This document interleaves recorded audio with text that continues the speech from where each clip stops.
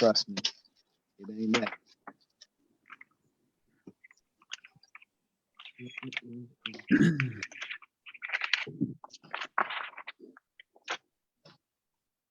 All right, we're good. All right. Should be good to go. Let me make sure. We're good. All right. I'm early today for Full Court Press with Coach J, but we're going to have some fun with this one. I got a couple guys on. We're going to talk some AAU and some matchups, and let's see how this is going to work out for us. So I'll let all y'all introduce yourself. And we'll get started with what we're doing. Yo, Dion Bethea, South Carolina Ravens, baby, all day, every day. T. Coach T, we're Upper Star Southeast, a former Ravens coach, good friend of Dion Bethea for forever and a day. But you know. Gotcha. B. Brian Clifton, I had the extreme fortune of being the equipment manager / driver and uniform washer for the South Carolina Ravens. So big up for that. All right, so we're going to jump right in this thing. The first matchup we're going to talk about is Josh Dollard versus Lucas Hargrove. I know Josh Dollard. I've seen him play. I don't really know Lucas, so my opinion is going to be a little biased. So I'm going to go with Josh Dollard because I know what he can do. So y'all go from there. Y'all had the experience of being with him every day, traveling with him. So y'all tell me what y'all know. Don't matter who. I think both really, really talented guys. I think that's one of the matchups that I think is almost they're too different to really call. I remember Lucas being more smooth and finesse, and Josh had some finesse with him, but he had like just a little bit more like strength and athleticism. I think that would be, if we're talking a head-to-head matchup, one-on-one, it'd be a heck of a game to watch, but I definitely I could see that going either way. T. I kind of agree with Brian. They both are somewhat similar, but like he said, Josh is more of a powerful three. But if I had my pick, I gotta go with Josh Dollard. Just my personal opinion. Just the way I love the way he played. Step out, shoot the three ball, very versatile. That stood out to me personally from a high school perspective. I gotta take Josh Dollard. D, Coach. Man, I'll tell you what, man. Brian said a mouthful, him and T. Both of those guys, they brought a lot of stuff to the program, especially when they played, and both of them played very different ways. Josh is more physical, but he's skilled. Lucas brought a lot of energy, a lot of athleticism. I think Lucas could shoot the ball just a little bit better, but if Josh ended up getting it going, he was a threat also. But I'm with Brian, man. I think it can go either way, with those two battling. All right. Any more thoughts on that one, or are we ready for the next matchup? Next matchup for sure. All right. I ain't gonna go into that one yet, but let's go Murphy Holloway and Mike Holmes. Ooh. Murphy for sure. End of story. Yeah, that's not even a close. Yeah, that's not even close. Not even. Yeah, it's not even close. All right. Coach, right? You agree? I mean, T, go ahead. What you got, man? It ain't nothing to say. It ain't even close. Ain't close. It ain't close. Yeah. Like Murphy is a flat out dog. Like, I mean, yeah, yeah, that's an easy one for me. That's it. That's easy. I mean, both of them played hard to me. I thought, we talking about high school and not like the body of work they did in college, but both of them are left-handed, and both of those guys just just went that extra mile. But when you talk about overall, yeah, I give the edge to Murphy. Yeah, I think actually I don't even think it's close when it comes to that. Murph always, to me, he always played like he had something to prove. Even when he didn't really have as much to prove, he really pushed it and got after dudes on both ends of the court. And Mike was a good player, was talented, but I think he was apt to cruise. I know that if I had to coach against them, if we had to run at somebody at the last second to get the ball out of their hands, we rush and Murph. We'll make him give it up. And even if he's throwing it to Mike, we're going to take our chances with that. Because if we put body on Mike, I think I like our chances of being able to get out of there with a win. Murphy's going to put his head down. And once he actually got to the point that he was at least a serviceable shooter, you really, it's tough to guard that dude. Yeah. All right. Next matchup we got is Everett Golson versus LaShay Page. Man. Ooh. I got LaShay.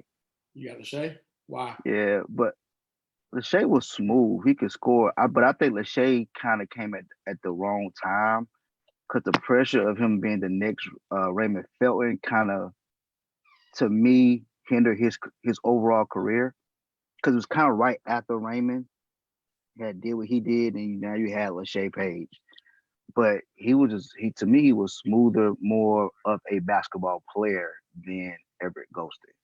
I think Everett Golson was more of an athlete that played basketball. Coach, I'll ask you this then. 5 seconds left. You need a bucket. Teams, you're playing one of those Philly or DC teams. You throwing the ball to LaShay or you throwing it to Everett? Oh, that's tough. It's tough only if you're in. I think I got. Say what? Say it again. I said it's tough only if you're indecisive about whether you want to win or not. I'm still gonna go with LaShay. Yeesh. I'm still gonna go with LaShay.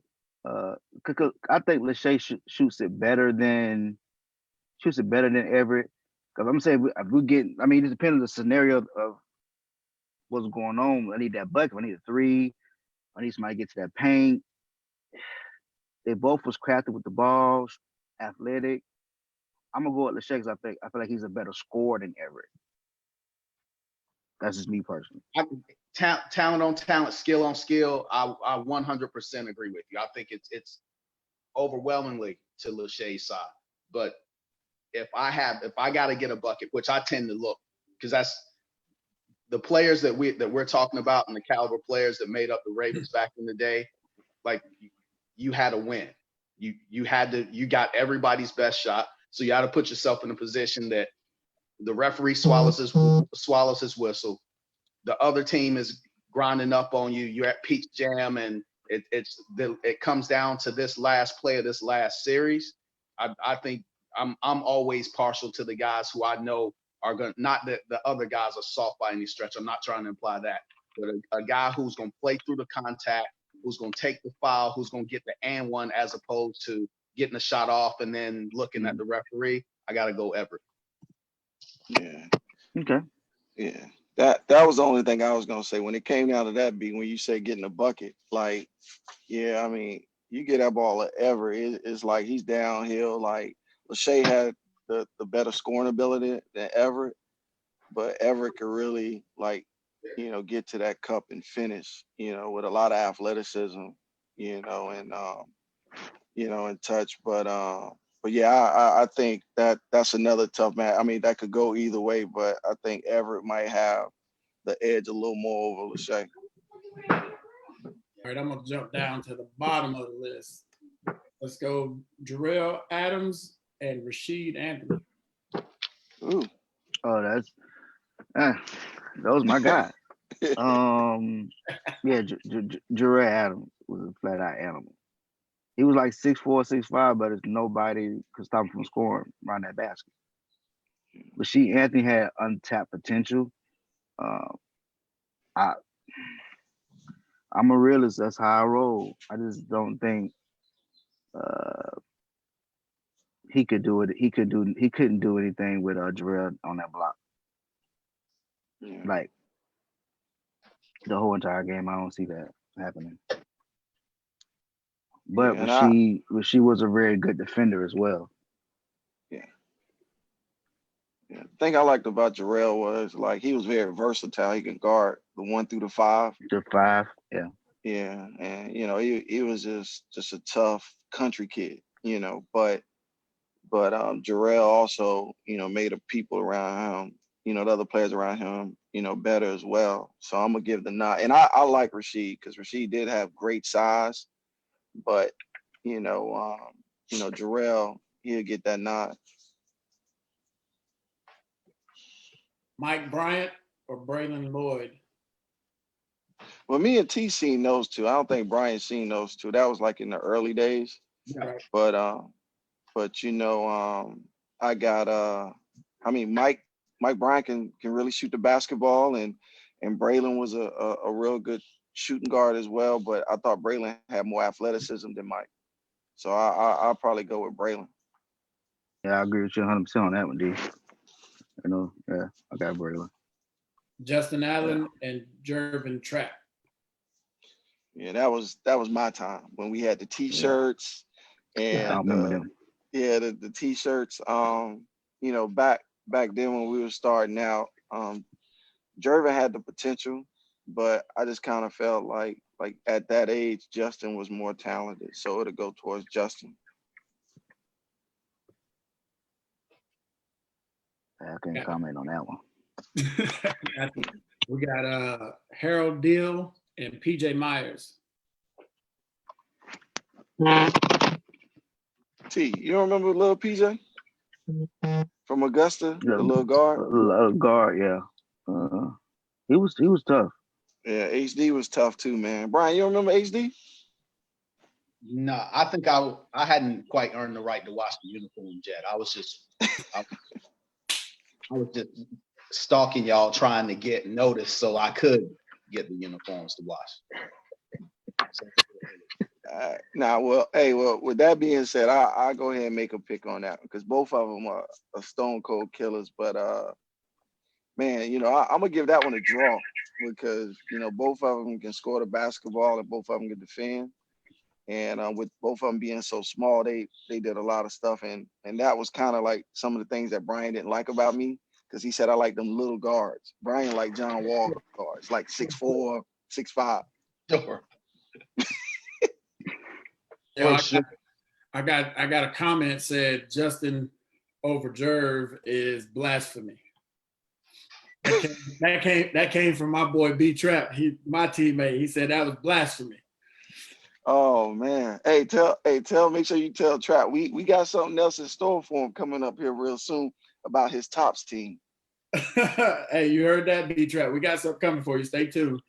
I know one of these two guys. I may know both, but I'm gonna go Matt Howard and Quentin Farrell. I'm gonna pick Quentin Farrell because I know what he could do. I thought he was a pretty good combo guard that could shoot the ball. He was tough, feisty, handled it real good. So I'm gonna go with Quentin Farrell. What you got, T? Well, that's my 2013 class right there. So, I gotta go with Matt Howard on that one. That's flight 24.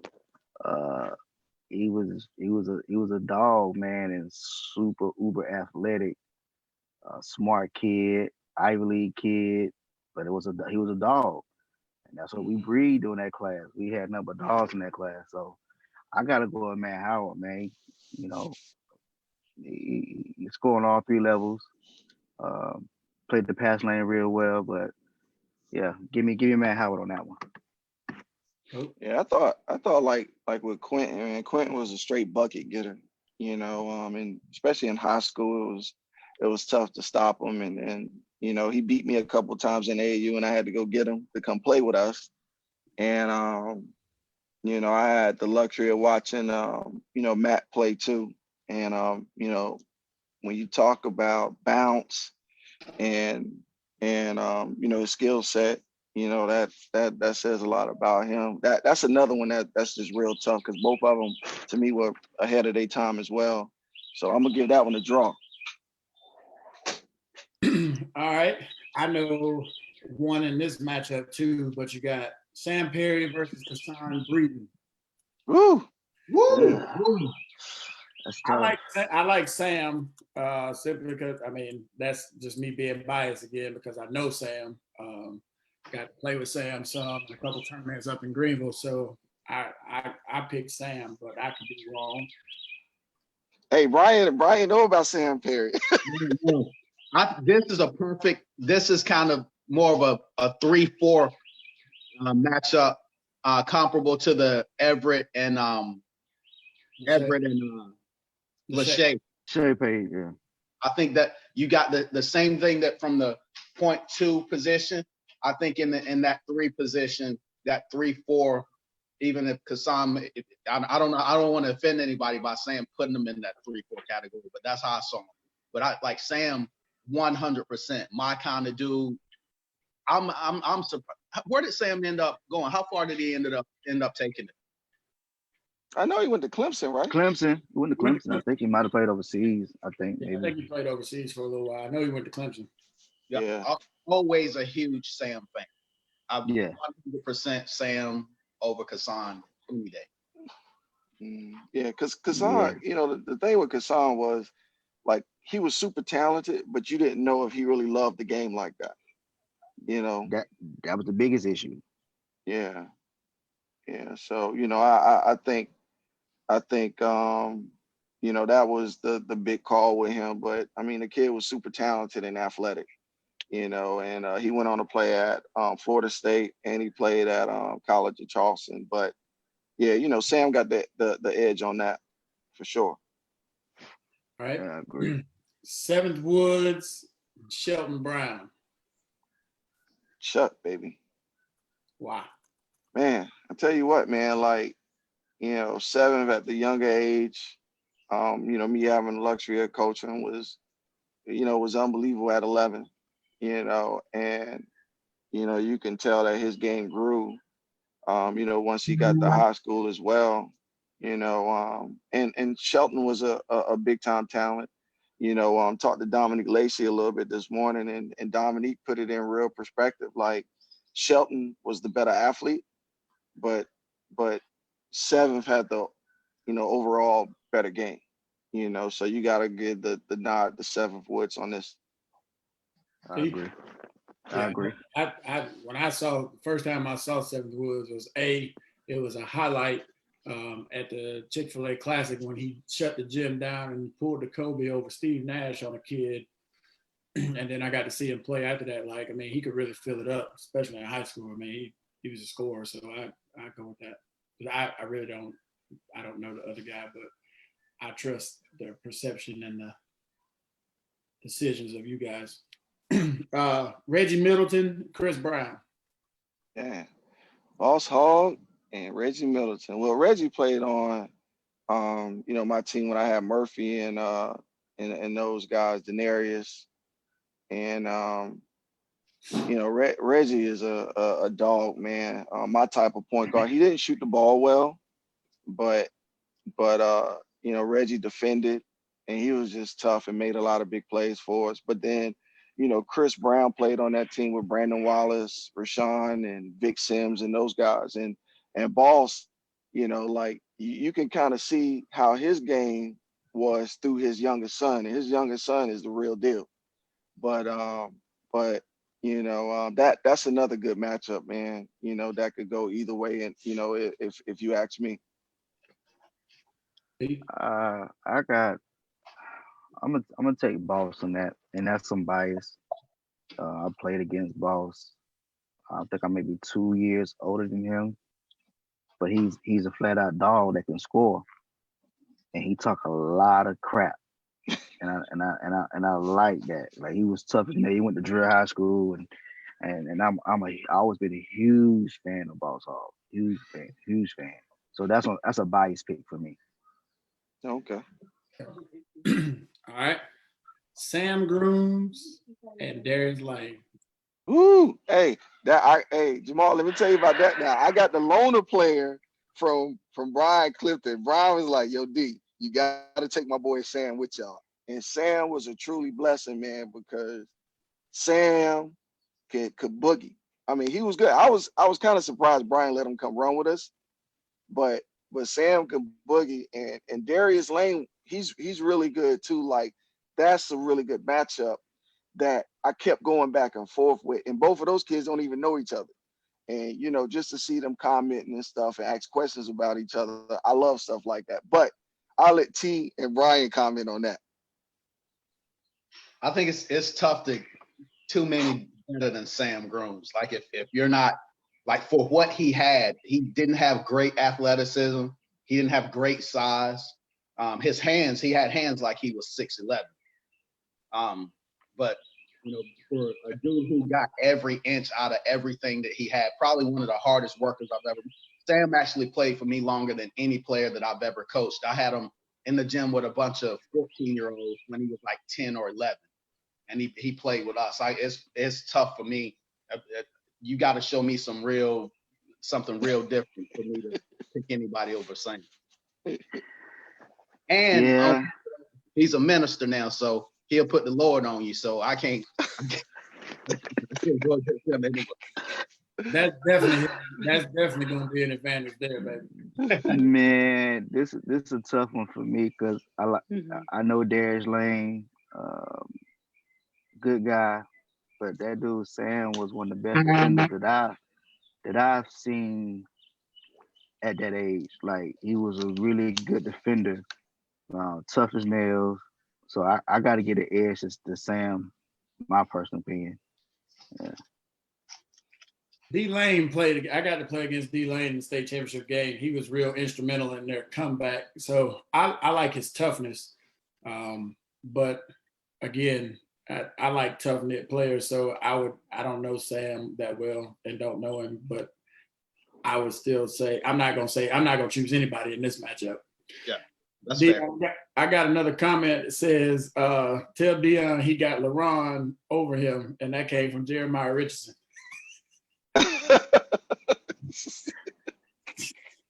Oh man, we ain't even got to that matchup yet, man. Look, I'm saving some. I got some the good ones. I got some good ones that I'm saving because I'm interested. So we're keeping these other ones short and sweet. Cliff Matthews and Philip Maryland. Woo, man, both NFL guys, by the way. Both physical. Both physical guys. Phil played on that team with Zam and Rashawn and Brandon, and he started for us, and Cliff played on a good team as well with Dominique Lacey and Shelton Brown and those guys. But both of them are dogs. They physical. I think Cliff is way more athletic than Phil, but but that matchup can go either way. Both of them, were really good basketball players too. Welcome, sir. Welcome. Los, what's up? Welcome. All right. T, what you got on that matchup? I agree with Deanna. To me, it's a wash for me. Can't go wrong with either one of them because they was to me, undersized power forwards, but they play hard as crap. So yeah, I'm with Dion on that one. It's kind of a wash for me. Kind of even. B, you got something on that one? Yeah, well, I got a question. If we're talking undersized power forwards, this kid, Dion will probably be a little bit surprised, but not too much.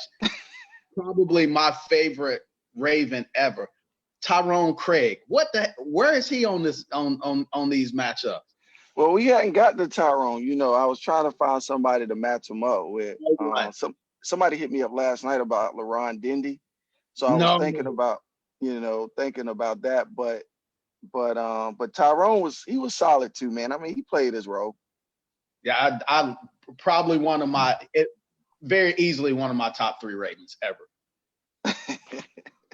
I played against LaRon at Sterling, so I don't know. Oh yeah. I mean, I was I was still in shape then, so I he might not agree, but I used to give it to LeBron. I was still. Oh yeah. I'm just saying he might not agree, but I know at one point in time at Sterling, he was like, "You want to play with us?" And I was like, "Sure." Yeah. So, but it's good. All right, Dominique Lacey and Fred Madison. Hey, we need to let Carlos answer this one because Dominique Lacey from his hometown. Carlos, what you got, man? Dominique and who? Dominique Lacey and Fred Madison. Fred Madison from the upstate, Los, and Fred can hoop now. Fred. I think I know Fred, but like I said, I'm biased. I think I got to go with Dominique, man. Dominique was crazy athletic, long. He can do. In high school, he was definitely a mismatch. He was a walking mismatch. The kid could bring the bigs out to the perimeter, and then little guards. He always used to. I remember he used to shoot that little fadeaway, man. He had a real like a pro game in the high school level, man. And he could jump out of the gym as well. So I had to go with Lacey, man. Yeah. My nickname for Dominique was Spreewell because that's exactly how he played. I mean, and I gotta agree with Los. I mean, his athleticism speak for itself. I mean, Fred was an undersized post, but he played hard. Yeah. And I probably messed up on that matchup. Lacey fussed me out this morning about that too, but you know how it is. Yeah, I gotta agree with them guys on that one. I got Lacey on that one, and Fred my guy, but that's not even a close matchup. B. I'm just a little bit surprised because I've never known Dominique Lacey to fuss about anything. He's probably one of the best kids I've ever been around. I don't know that I've seen him like say anything negative or anything to that effect the whole time that I was around him. Definitely, like Carlos and Dion said, crazy athletic. I think I think he loved basketball. Had he been more wired like some of the kids are today, like he wanted the glitz and the glamour, and he wanted that stuff. If he was so much more motivated by that than he was, I think his career would have been different because he had all the stuff that you're supposed to have to be a high level dude. I think he was just such a good kid that even for us to make any type of comparison with him and anybody else, I think it's a bit of a disservice if you ever really saw him play because he had the goods. He just, and not even to the extent that like some of the guys we talked about have been so laid back and you had to question their love. I don't think that was ever the case with Dominique. It's just that like he just that little extra that you want him to have. I think that was the only thing that was his career would have been completely different had he had a little bit more of that. So I can't really pick too many dudes over him in a matchup. Yeah. Sterling Council or RJ Smith? With Sterling. Yeah, I mean that's a good match. See, a lot of people ain't seen RJ now. Now RJ was our point guard on that team with Lucas and Mike and them, and RJ was good. RJ was good. I mean, but Sterling was good too because he was on that team with Murphy and them. But Sterling like he from Camden, South Carolina, and he swept down. The way he acted, he was from New York. But Sterling can get buckets. Sterling can get buckets. Yeah, that's a good matchup right there, man. Yeah. But you got something on that? Carlos over there chiming in. What you got, Los? Man, Sterling has always been one of my favorite point guards to watch and actually play with.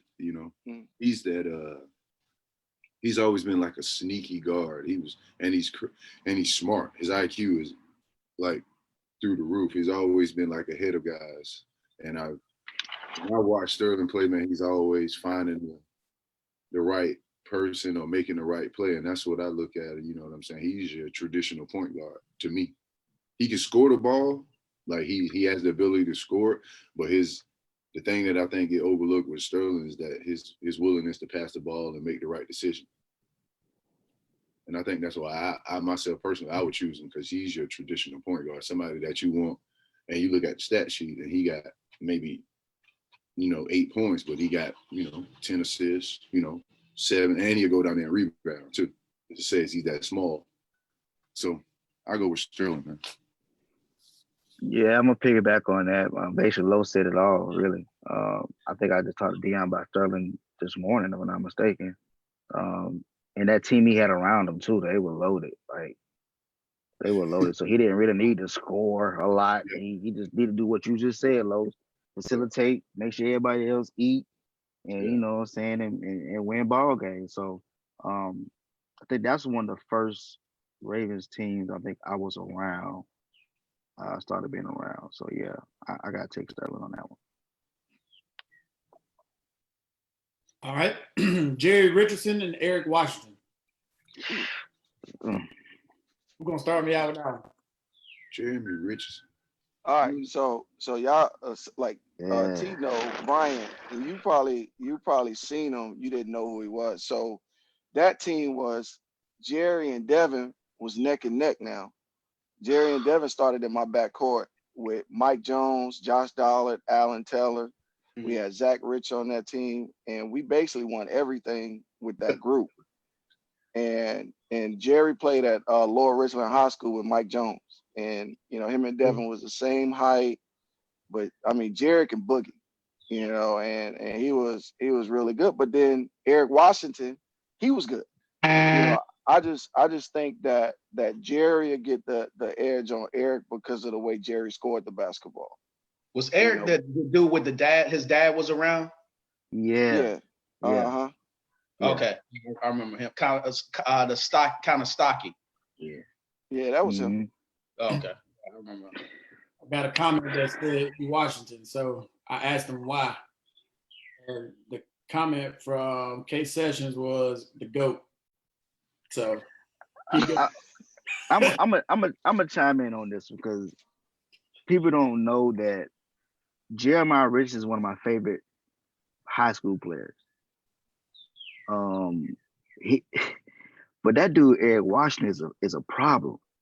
Like they both are small guards. One was a scorer, one was a true general. It's a tough one for me. I don't have an answer for this one. I really don't. Because like Dion said, the backcourt they had with him and Devin was amazing. They both would give you 30 every game. Jeremiah had the goddamn best in and out crossover that I've probably ever seen. So both small guards, but they're two different type of guards. I'm gonna stay out of this. I'm gonna let y'all make that decision because I like both of them guards. They're two of my favorite guards within the last 10 to 15 years. Like, because I'm a small midget guard myself. I'm small. You know what I mean? So I don't know. That's a tough one. Carlos played with Eric Washington. I played with Washington a bit, but I actually do know. I remember Jay Rich though, young fella. Yeah. But he was I don't know.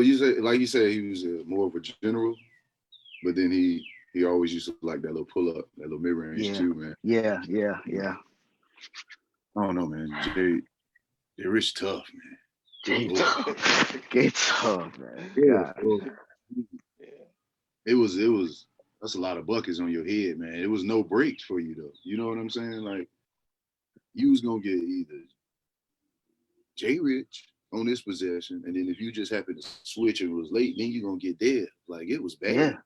It was ugly. It was ugly. And they just fed off each other too though. So that was dope. I think that's tough, man. Like he said, I can't pick, man, because he watched my guy, man. He watched my guy. But Jay Rich is ooh, Lord. That's a tough one right there, man. That's a tough one. So what about Travis Hammonds and Austin? I can't say his last name. Ajukwa. There you go.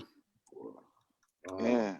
I mean, hey Brian, I know who you gonna pick, man. I mean, next question. You biased me?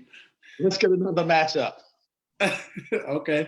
This is my guy, for sure. Who is? I know you going with Trav? For sure.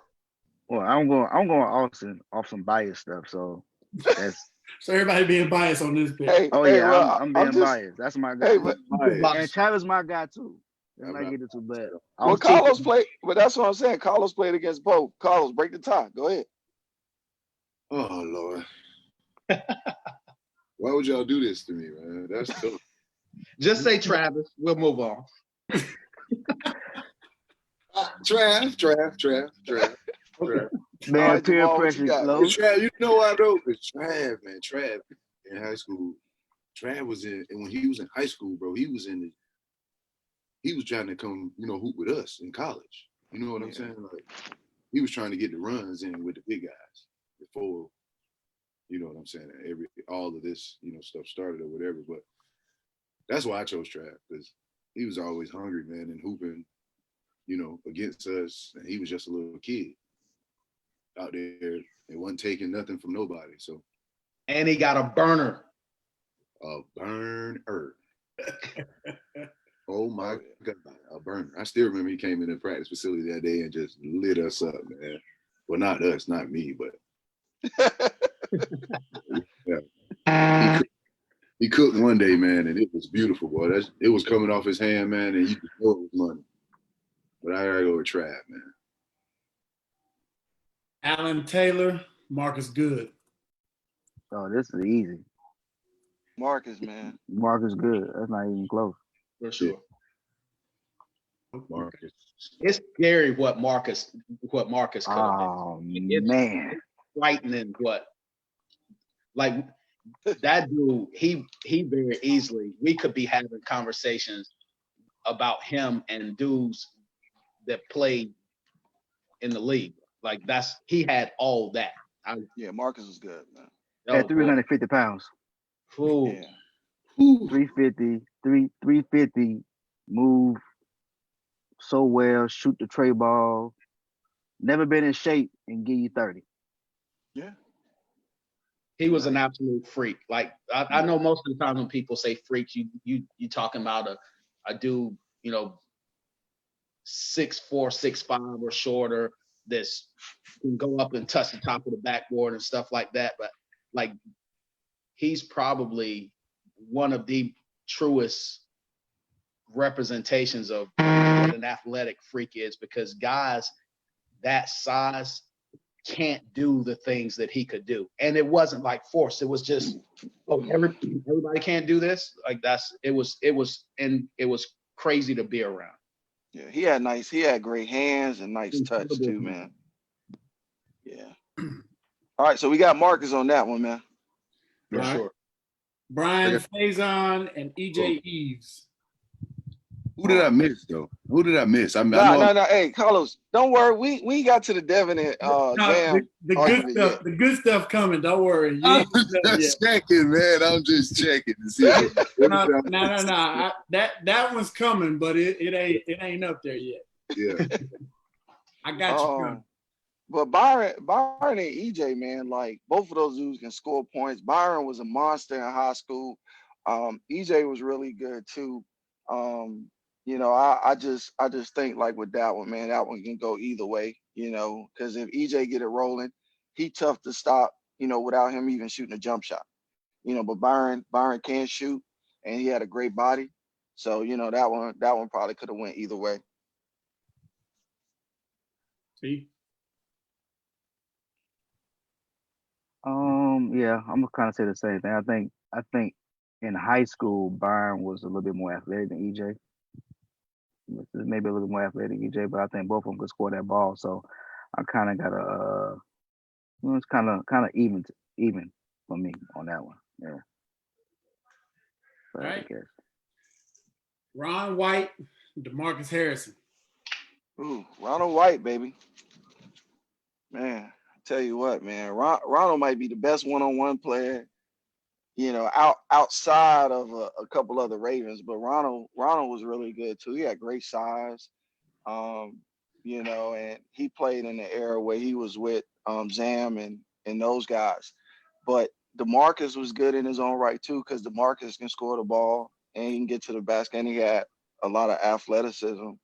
I think I would, like when you talk about giving the ball to somebody in crunch time, if you need a bucket, I'm gonna give it to Ronald White. Okay. See, For sure. That's before me. that's before you. Yeah. Brian, you remember Ronald White, right? Sure. Yeah, and then DeMarcus Harrison. Yep. I know DeMarcus. Who you got, I know B? DeMarcus. I think you called it right. DeMarcus, I liked him. Never loved him. And again, and if you guys haven't detected yet, like I really appreciate guys, especially these young brothers that are like athletically talented, but are really, really solid kids.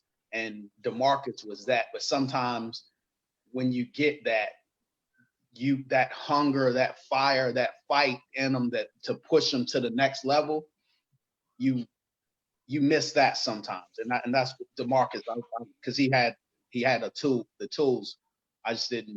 I never really saw him go get somebody like that. I'm biased because I played with Ron up here again in Sterling League, and I thought for me and him it was a dangerous two-man game because I could play pick and pop, I could play pick and roll, I could post up, and I knew that if I kicked it out to him, that was going to be a little bucket there. And I liked his confidence. I like his confidence because when he steps across half court, he feels like he's in range. So I'm going Ron White, and that's biased. And that's as biased as it can get. So y'all had a couple of biased picks, so I'm gonna take one. All right. I'm gonna be biased on that. All right, we're almost getting some good stuff. Mike Irby and Ed Stevens. Boy, man. I mean, now when you talk about point guards, man, Mike Irby, he didn't have to shoot the basketball. Somebody made a comment, said, I think Ron made a comment, Mike can sit there and get 20 and be depressed by himself, and then he'll have 15 assists. And, Mike played during the time where we had Rashawn and those guys. And the truth be told now, Devin Downey was Mike backup during those times. So Devin was good, but Mike was our point guard. And, Mike got a lot of those guys involved. And Ed was good too. He played with Bryce and them. And, Ed wasn't fast, but once he learned how to, run that pick and roll, he also showed people he could shoot that basketball too. But, with that one, it's kind of toss up. You can go either way, but Herb definitely might have a little bit of an edge on that one. Yeah, I got Herb on that one too. He's just so fast, and I mean, like you said, he can score the ball and facilitate. So I'm gonna go with Herb on that one. Anybody else? I got Herb too, man. Okay. All right. So now we'll get into a little nitty gritty here. DeAndre Hopkins or Alshon Jeffries? Oh, hey, hey, Ryan, who you got? What'd you say? I know who Brian got. Wow.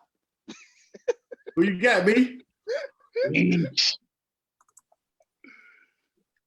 Who you got, B? I love Hop. If I'm picking a receiver now, I'm probably taking him. He don't have a Super Bowl though, B. We talking basketball. Alshon. I gotta go Alshon. Why? I think just overall, I think he was a better basketball player. If the sum total of everything that a basketball player does and is supposed to be, IQ, like grit, athleticism, skills, I think his package was better. That's no slight to DeAndre, but I gotta go Alshon. See, you itching. I see it. Give it to me. Man, listen, it's crazy because people don't really know how good DeAndre Hopkins was in basketball. That's like when I tell people that he can hoop, they're like, he can hoop? Like, yeah. Like, he was the next one in line. Like, think about it. He was the next one in line if he focused on basketball. I think he probably could have. I ain't gonna say he would have been in the league, but he definitely been a high major guard. I can buy that. I can buy that. Man, he be. I mean, because he was 6'3", long arm, can handle the rock, and shoot it, get to that cup. Like he did everything really well. Uh, I'm gonna go with D Hop, man, because yeah, I got D Hop. I got D Hop on Hey, that one, but man. but see the thing was like with Alshon that I liked about him was he had great size at 6'3", 6'4", but he played every position and he wasn't a great shooter. He He wasn't did. a great shooter, Yeah. but he can defend. He was tough, and that's not to say that DeAndre wasn't tough. It was just Alshon brought another dimension because he can do, I think, a little bit more than DeAndre could do. So I think the edge will go to Alshon there. All right. Rashawn Dickey or Mike Jones? Ooh, ooh, ooh, ooh, ooh, ooh. Yeah. Don't hide, Los. Don't hide, Los. Come back. Yeah. I told you I saved some good ones for you. That's not fair. That's not fair to Rashawn. Rashawn Dickey was a bad boy. Mike Jones was from another planet. I was about to say. I Yes. thought you were about to say Yeah, something. that's. I mean, again, Rashawn Dickey, him against almost anybody else that we talked about. He's at least even if not slightly ahead. Mike Jones, like we got to take him like that. He Hey, Mike Jones. I got a gotta be- comment that said Mike Jones, and they emphasized it. They put it twice. Man, Mike Jones was different, man. Yeah. Los, what you got? Man, I've actually, played against both of them, and I had a chance to hoop against both of them. Man. Dickey, of course, Dickey was just. Sometimes you had to get.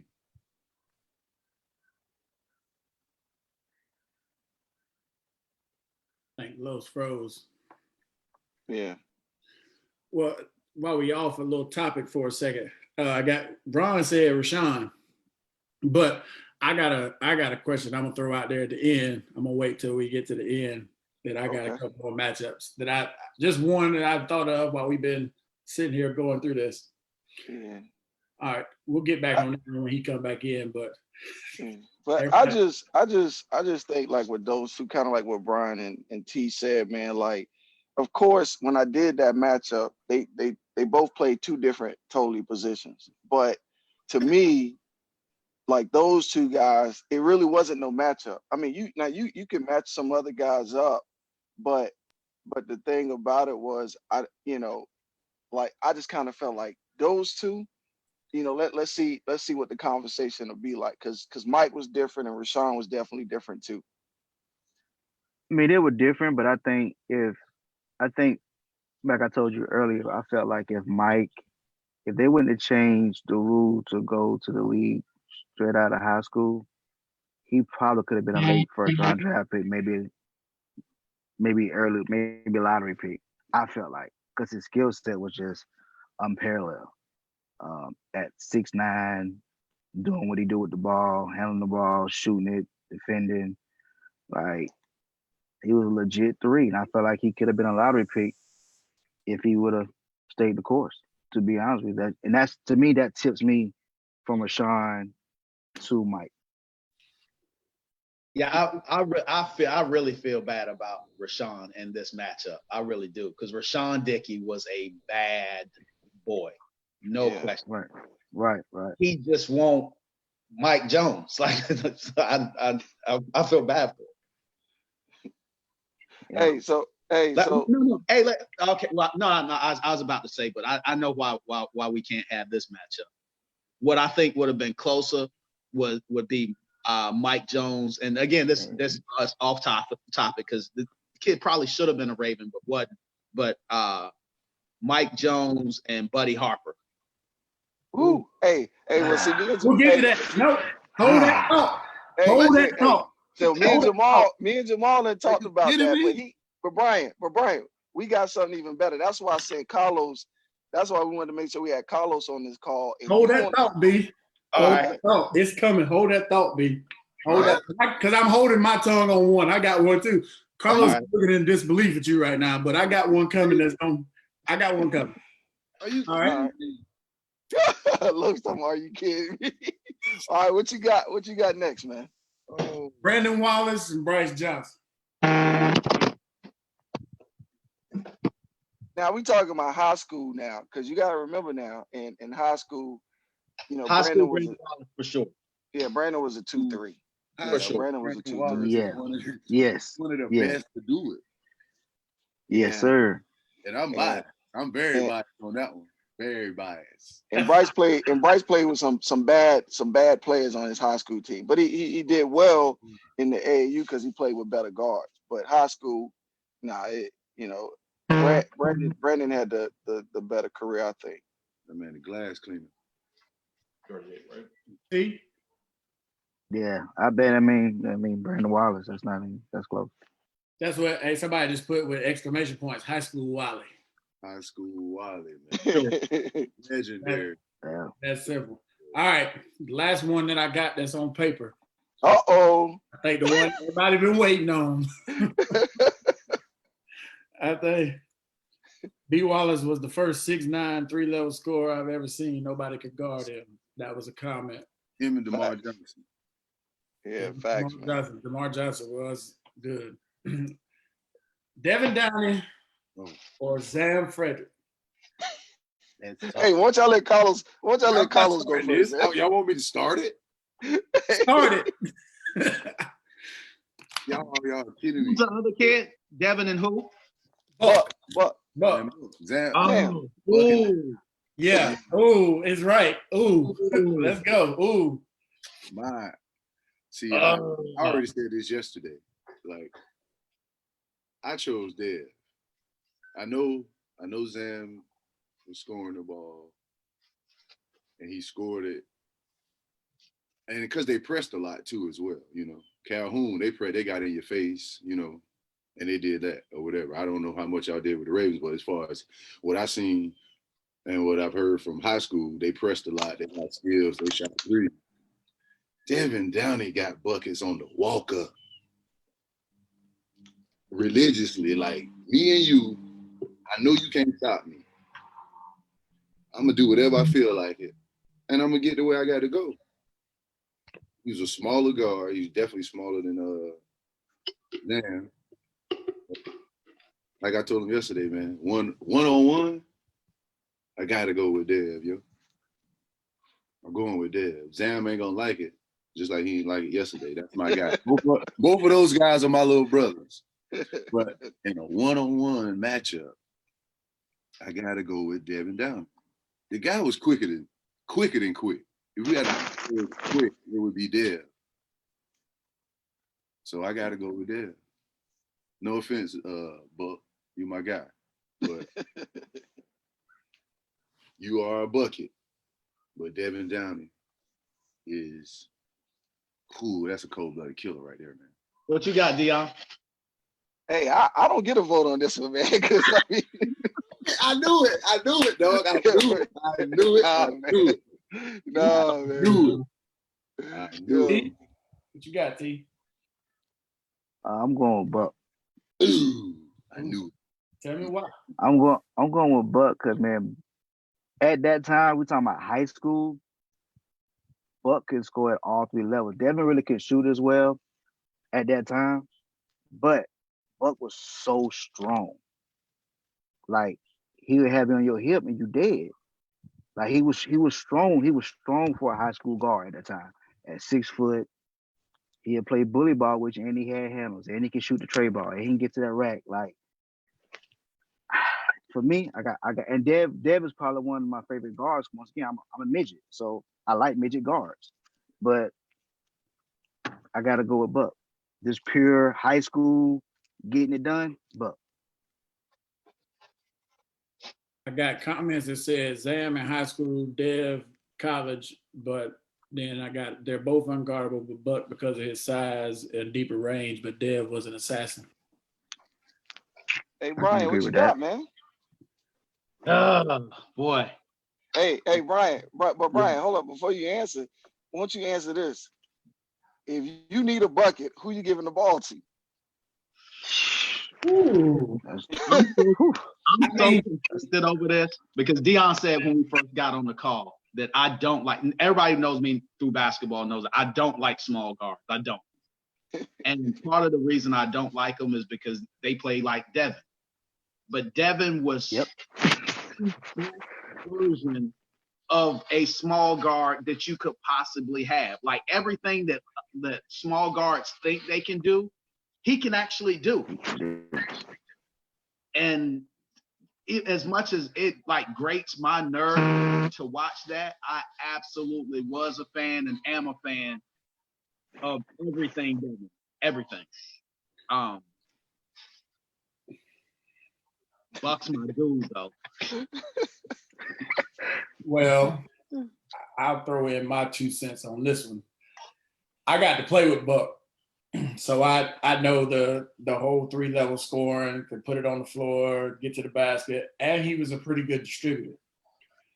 But and I love Buck to death, but it's something about Devin Downey that, like, it didn't matter who was in front of him. It didn't matter how big you were, how small you were, how fast you thought you were. He didn't care. I think his attitude of the fact that Buck knew he was good and Buck thought he was and knew he was good and thought he was good, and he would tell you that he was good, but Devin didn't have to say it. His game just did it for him. And you know so I'm not gonna pick either one, but if I had to go and pick one, and I'll give my reason. I would pick Buck because he's bigger, but I would pick Devin because he's gonna be the guy that, okay, look, I got 10 seconds left. I need a bucket, and you got 6'5" guarding you, and I need you to go get a bucket for me right now. So I gotta go with it in that perspective. But that's a hard pick. Just depending. That one to me goes on, what do you want? Do you want the little guard who's gonna score, who's faster than everybody, and who's gonna be a bucket, or do you want the bigger guard who can shoot it, make and post up a smaller guard, or can distribute it and can get to the rack? It just depends on what you want. So, Hey, in a perfect world, just give me both of them. hey, but listen, Right. but Brian gonna take Brian sitting there, he fluffing it because see Brian don't like it because Devin went head to head with his man John Wall. Yeah. Yeah. That's why I said that's where that attitude is. That's what I'm saying. Devin has the attitude that I'm gonna go get a bucket whenever I want to. Ron White said, Dion, you gotta answer. Nah, man, I can't like. Hey, listen, Dion is gonna go to his grave before he answer this question. He's never gonna answer that question right now. Yeah, nah, I can't answer that, man. Yeah, that's a question that Dion cannot answer. Yo, And that's I know wild. the answer to that question. Yeah, because I mean, both of them are killers, man, and both of them get buckets. I mean, you know, our first practice with Devin, we didn't even really get to practice because him and Buck was on the other end trying to prove who was the best. They was over there playing 1-on-1 the whole practice, you know. So you know it. You know, both of them bucket getters and both of them fearless. Buck said he won that matchup. Buck said he won that matchup. What you say? One. Buck told me he won that matchup. He said Dion was trying to hold practice, and me and Dale was on the other end playing 1-on-1 the entire time. Buck said he won that matchup. Hey, well, only thing y'all can do is ask Devin. I mean, that's it. Buck said he won. See what Devin say. That's it. Okay. Hey, all right, but Jamal, what? Okay, Jamal. So what did you got? I want to hear what you got. Not in that matchup. You said you had something you wanted to share. Yeah, I got a matchup. All right, go ahead. And it's gonna be a little different. Who do you choose between Tamir Zimmerman and Alshon Jeffrey? Ty? Now are we talking about in football or basketball? We talking basketball right now. We talking football. Ty? Because in football, I'm biased anyway. So I'm biased on this question regardless. But Ty and both. Yeah, Ty, man. Ty was different, man. You know, That was Ty my- dog too, man. Yeah. that was my guy. Ty and both. Yeah. Hey, well, That was 6'5". He been NFL bound. Well, hold on. Since y'all, how about Ty and Derek Hamilton? Derek Hamilton was good too. Ty. Yeah. Tamir was just I'm Tamir's still going different. with Ty Was regardless. the best thing we have seen in both sports. Just, Tamir just was can really do going it in with both sports like him. I ain't seen too many people that can just. He got Mr. Basketball. He did get Mr. I Basketball. think he did. I think he did. Yeah, Yeah. Mr. Basketball. He got Yeah. Mr. Basketball, and he was Right. football player of the year. And Wow. Mr. Football. And Oh, wow. No, Marlboro County, I don't think they won 2 state championships in football while he was there, and then they won the basketball state championship with him and Rashawn. Oh, okay, yeah. Beat, Greenwood. They beat us. They beat Wilson.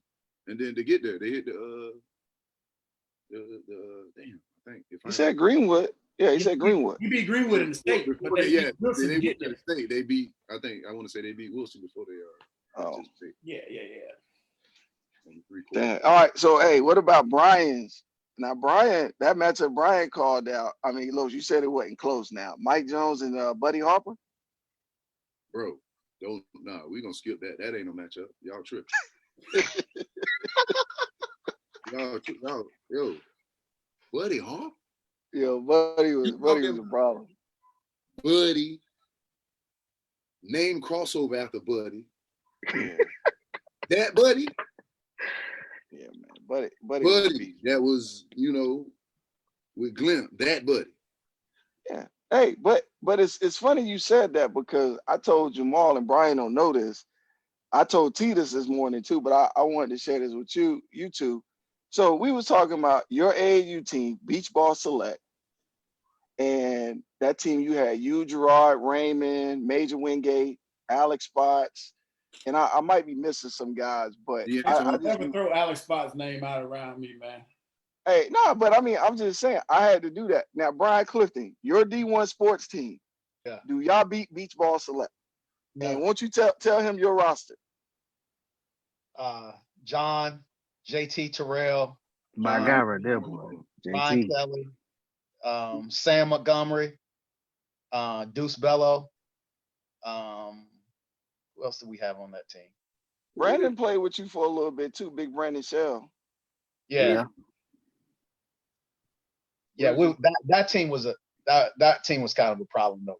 Like not like two could have been pros, but like the number 1 pick in the draft after 1 year, a McDonald's All-American, went to Duke and got drafted by the Lakers, and then Sam Montgomery doing what he did in football, which Sam wasn't. He was a perfect complement for that team because we wanted to keep Ryan out of the post, and he was too valuable to us to have him banging against people. So Sam would bully the 6'10" dude on the other team. Ryan would step out 20 feet and stretch that thing out, and nobody was guarding John. JT Terrell was shooting the piss out of it. What John? Say again? John who? John Wall. So in high school, you trying to tell me John Wall could stop Raymond Felton? I don't know that because John was until he locked in. No, seriously. I'm not. I'm not saying he could, but that's not indicative of how good Raymond was. John didn't until he took it personally. He was so destructive on the other end of the floor, and he made our break what it was. He wasn't really tripping off of that. Well, he would have to take it personal earlier. He was gonna have a whole lot of buckets on his head. Hey, but Los. Yeah, and then if you ain't wanted that, you could get Gerard Gerald, and he was going ooh-wee. That's one of the best guards I've ever seen in high school with my own eyes. Gerard Gerald. Hey, but Los, do y'all beat Top Sports though? That's the question. That's the question everybody wanted. Do y'all beat Top Sports? Everybody wanted that, man. Yeah. Who was on that team? Who was all on that team? I mean, they had Koontney. They had. I mean, now are we talking about the team with Buddy in them, or are we talking about your age group? Man. Y'all don't understand. You can't put Buddy in that conversation. Hey, listen. He was 4. Buddy is like way over here somewhere, all right? Way over there. Everybody else. He was with Tops though. That's what I'm saying. But Buddy in no conversations with nobody around here, man. Except for like Jermaine O'Neal and Ray and them dudes. Okay. Okay, so that Top Sports team. Okay, but that top.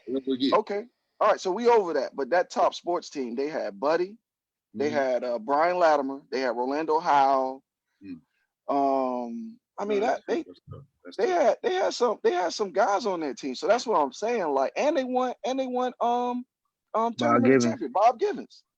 So twice. that's what I'm saying. Like, They do won your it 2 years in team, a row. yeah, do that beach ball select team with Raymond and Gerard and yourself, do y'all beat that tops team? Probably not because Roy is gonna dominate Major. Yeah. He I was gonna mean, Major Wingate had to guard him now. yeah, Major Wingate had to guard Roy, and that was ooh. Hey, B Trap said beach ball beats half of top sports. Wait, who said that? Trap said they beat. Trap. B Trap said he only beat half of top Hey, sports. B Trap, hey yo, no. B Trap better calm down now. He said Zeb Copeland. Man, you tripping. B Trap, man, calm down. Bro. Like, he know he gotta calm down. Cause all my guards would ate him alive. My one of my friends, Jahi, said Duke still killing his summer league down in Atlanta. He said what? He said Jahi said Duke's still killing in his summer league down in Atlanta. Oh, talking about Deuce Bell, Brian, your kid. Yeah. Oh, okay. Mm. Yeah, but I mean, but you know, like the thing, like Tops, to me, Tops set the tone, Mm-hmm. and then it was us and Beach Ball, but Juan had those killers though. You know, like he got those kids from over there in that Greenview area, and then he started getting, you know, kids, you know, from a little bit around the state, and you know, he started winning. And Los, y'all actually stole Gerard and Raymond from Top Sports. Hey, you can't steal something that wasn't yours, man. You know, it was close. We was right in there. We had I forgot about D'Antoni. He used to shoot the skin off the ball. Yeah, y'all had him too. Cause I mean, me and Brian used to see a lot of that. But you know, when we went to the Bob Givens too, but because we ended up the only two I know that actually won it was Tops 15 and 16, and then we lost in the championship game to hey, what was the kid name from Florida? Darius. He went to Memphis. Derek Washington Jr. Yeah, we lost to his team in the championship. We lost, yeah, to them in the championship. But you know, Bob Givens was where you could kind of tell like who was gonna be who. We lost to TJ Ford in them in the championship by mistake. Houston Yeah. Superstars. Oh yeah, We They lost was to good. TJ Ford in them. What yeah. about Terrell Everett? Where would y'all put him around? Who? Terrell Everett played at West Ashley and went to Oklahoma. Oh, Left. left-handed. Yeah. Yeah. He wasn't bad. But I mean, he didn't play with us. He must have played with Los and them. No, he played with B Trap said he played with them. It was him, Hodges, Chad on that same team. Yeah, Chad was good Chad too. McKenzie. Yeah. So let me ask you a question. Who is the best guard to come through the state, South Carolina? Hey, well, I got one better for you, Jamal. How about you add North Carolina to that for Brian can answer that too. North Carolina and South Carolina. We know Brian gonna be biased. He gonna say DeJuan Clifford. I don't, that's a South Carolina thing. And first, I don't think y'all have gotten nearly the respect that y'all have deserved over the years. So I'm not gonna like hijack the conversation with dudes from North Carolina even any more than because you again. I think if we're gonna throw Buddy Harper and Mike Jones, I think you got a case. If we're just talking what they were in high school. So how many years back you want to go with that? Okay, so we'll do North Carolina and South Carolina. So before we do that, D. Wiley put on there that team was Alex Harper, Raymond Felton, Gerard Jarrell, Robert Wiley, Justin Johnson, Josh Cate, and Gerard Weeks. They won Bob Givens. So wait, Brandon put that up there? D. Wiley. So what do you? No, he's just saying that team won Bob Givens. So I don't know what's that team name, D. Wiley? That's Tops. That's No, top. that was Yeah, tops. Yeah, that was top. tops. Yeah, that's Yeah. tough. Yeah, they won it 2 years in a row. I know that for a fact. I think Buddy junior year. No. They won it. They won it 1 year. It was the 16s and 15s, and then they went back the following year, and then they lost. And then that's when after that, Gerard and Raymond went over to beach ball, and then that's when Carlos popped up on the map, and then everybody started hearing about Carlos Powell. So I had to go see for myself at Bob Gibbons at Chapel Hill High School, and they was playing against this dude named Brandon Bender, and Los was giving him that work. That was crazy. That was crazy. Brandon Bender was the one that he went out and straight out of high school, right? Yeah, but listen, his AAU team, he had Billy Eldon was the point guard on that team, and they was playing against beach ball, and I was up there because I had my young boys up there, and we went over to see Los and them play, and it was crazy. And see, I had to lend through Brian Clifton, I had to lend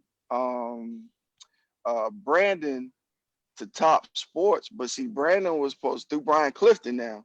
Brandon and Brian had it. Well, Brian had it set up for Brandon to go play with LeBron in the Oakland Soldiers, and Brandon was like, "Nah, I'm gonna just play with Top Sports," which he should have went and played with LeBron in them, because that was like people don't know that LeBron played with the Oakland Soldiers. Yeah. Yeah, I knew that. My boy Calvin Andrews. Yep. So, B, we're gonna add it. So, who's the best player come through North? Let's just go player wise. So let's put about 6 players. B, give me the top 3 players from North Carolina in the last how many years y'all want to go? 15. Last 15 years, and then South Carolina will throw our top 3 out in 15 years. Boy, since 2005. Yeah. Let's go 2 decades. Let's go 2000 to now. That's 2 decades. Y'all done had some dudes come through there, though. B. We had some dudes. Okay, let's do it. Okay, B, let's make it easy for you. Let's go 2000 to 2010, and then we'll do 2010 to 2020. Like, I don't know. That's a tough one. It's been so many, but I always, when I wasn't carrying bags for Dion, I really just focused on my dudes here. So I kept my head down, for a lot of it. And I respect dudes that was through here, but I think, from the time we hit the scene to we stopped doing anything in 2013, I think we've had some of the we definitely have had the big dog with Jay. Yeesh, I don't know.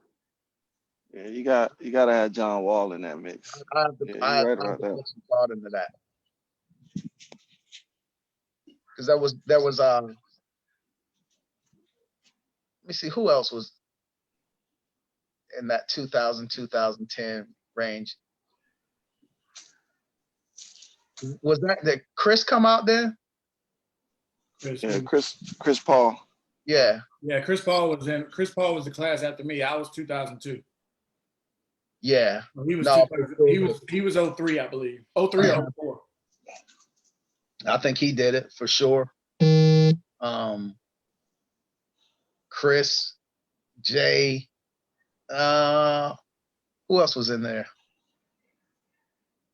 I don't know. I have to put some thought into that. Yeah, that's a good question, though, B.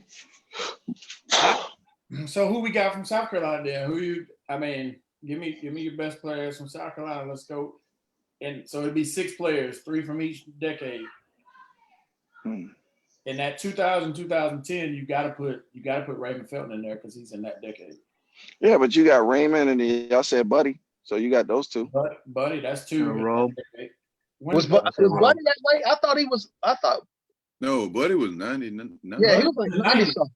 Yeah. Nah, Like Buddy 2000. Buddy 2000. He 2000. He's not. Me. He's not. He's 98, 99. He's definitely Buddy? 98. Yeah, he was with Jermaine O'Neal in them, like Aaron Lucas. No, I'm Buddy is 2001. me too. He 2000. His brother 2001. There's no way. How much I Buddy want to bet? I guarantee you. How much I Coop want is to with bet? me. I guarantee you. Coop in 2001. Cool niggas with me in 2002. We're not a year apart. Listen, how much I want to bet? Because I don't gamble, and I know when I'm right. I know, buddy, with no daggone 2000. Listen, how much I want to bet? I don't gamble. I know I'm right. No. That's how Hey, sure I am. Jamal over there looking it up right now. Gotta Hold know on. it. I'm gonna tell you. But at 2000, I'm gonna tell you how I know he was earlier than that. Yeah. The first year I went to ABCD was 1996. Yes. First year I went to ABCD, and my brother was a young boy then. He was the underclass All-American the year before going into his sophomore year, going into his junior year, I think. So going into his senior year, he went 2 years. Going into his senior year, yeah, that for sure, because Buddy was 90. Buddy was supposed to be in Cincinnati. listen what I'm telling y'all. He came out in 2000. No, listening. That's no. I'm pretty sure somebody go comment on Facebook and tell me I'm right. How much I want to bet? That's all I'm just telling you. No, he was with Aaron Lucas. You're gonna lose that because Buddy not with me. Buddy with Aaron Lucas in there. He's not. Oh, God. Him and Roe was McDonald's All-Americans together. What year Roe came out? Bro came out 01, I thought. I came out in 2000. Roe couldn't have came out in I came out in 01. Roe came out in 2000. Hold on, let me Hey, go. Los. Let me go. I was To gonna say, people. hey, Los, didn't He you can't- play with Los? You played with Roe, right? Yeah, I played Roe. So okay, so when did Roe finish up at South Carolina? Him and is it him and Mike? Him and Mike Boynton finish up together? Yeah, I think. That's my point. Charlie, if you don't stop. I'm trying to think. Roe was so him and Roe had to be together, I think, if I'm mistaken. Roe came out 2000, the year before I did. Yeah. No, he came out in 2000. He was in the 2000 McDonald's All-American game for sure. With Roe. With Roe, yeah. Omar Yeah. Cook, Nick Brown, Andre Barrett, Darius Rice, Scott Hazelton, Jerome Harper, Scooter Sherrill, Eddie. Oh my God. Hey, there was some. Hey, I know he's older than all of us.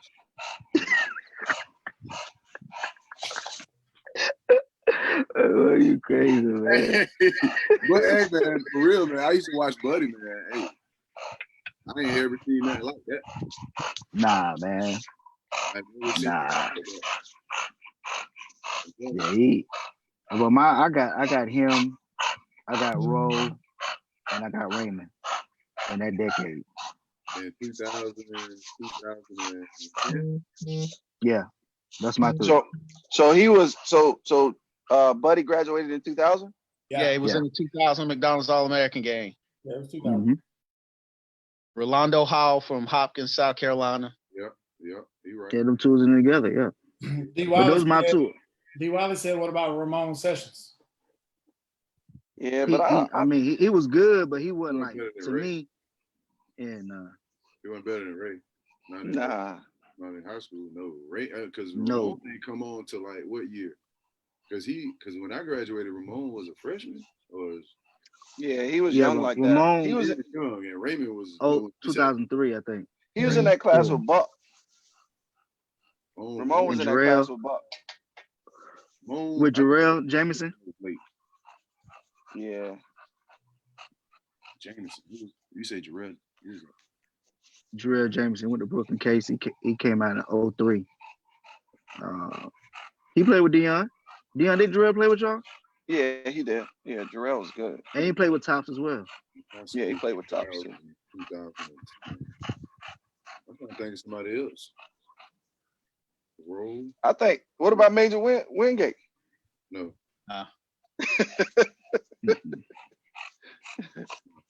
Chill, bro. How y'all ain't giving Major Wingate no love? And, hey, him and Rashad Dickey were similar to me. I watched both of them. Both of them only played when they had to play against somebody. In my opinion, They did what now? they only played you know, gave it what they had when it was like, all right, this guy right here had some type of credibility. When I watched him play, I've seen both Calm of them. down, man. This dude out the chain, man. But Major, if it was somebody like, if he had to go up against a Rashawn Dickey or somebody, or Rashawn had to go up against a Major, then they would get it on. But if you said Major or one of them had to go against a whoever, you know what I'm saying?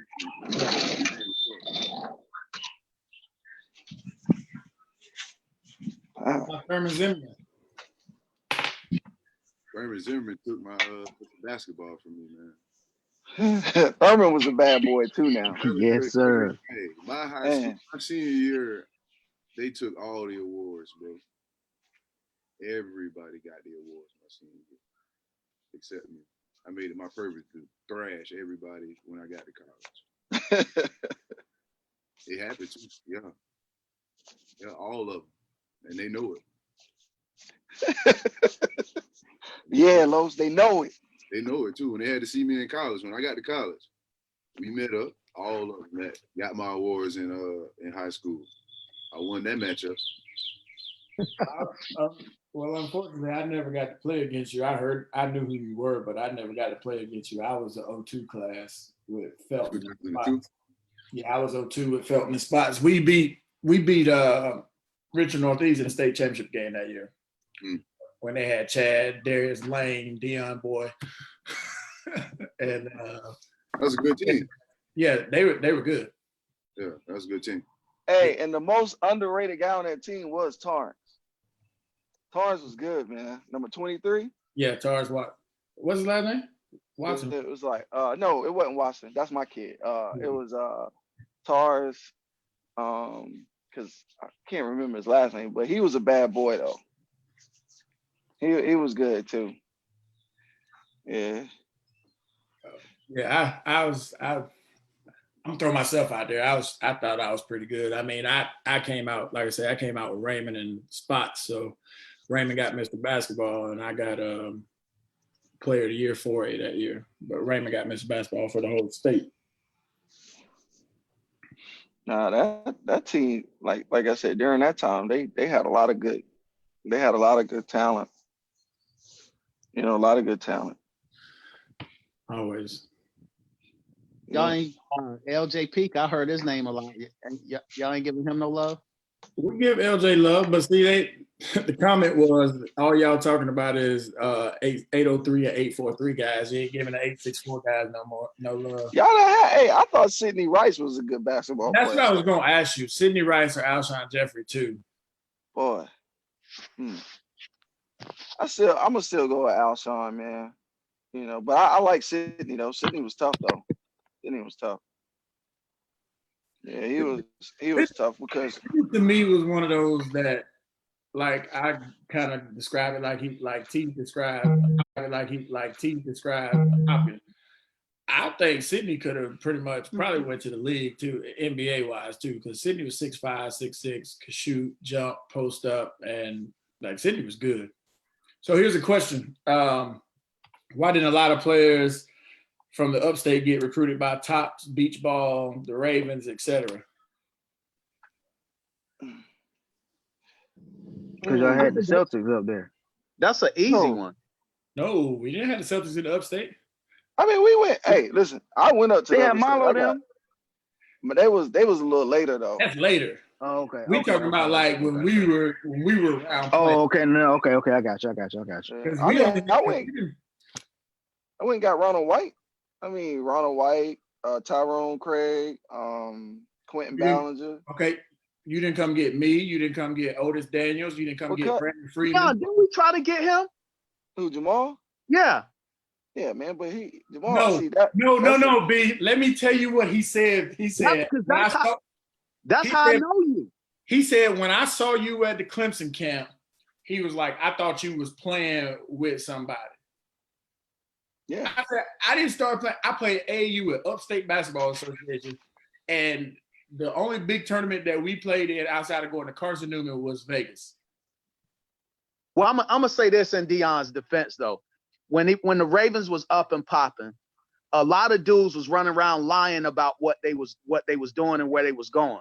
And so they'll hate on Dion to keep him from getting the kid, telling the kid and the parent, yo, we doing what they doing, or we gonna get sponsored, or we got this. So a lot of kids didn't move because they didn't feel like they had to. I didn't know what the AAU scene was until I got approached because, you know, like I said, I told him a guy came to see Zion play, and then I just happened to I had a great game that night. I think I hit like 30 that night, and they asked me to come play. I ain't had nobody play, because if it wasn't for that, I wouldn't have played AAU. Yeah. I tried to get Carlos Powell. Yeah, right. And see Carlos, and I knew about Carlos. But he lower state. I didn't know nothing about AAU. I didn't know nothing about it either. I didn't know it exists. I played AAU. I played AAU to get Los, man. 2 years. Coach Johnson asked me to play. I played AAU 2 years. I didn't know what AAU was. I played one. One. So you had Brandon Freeman.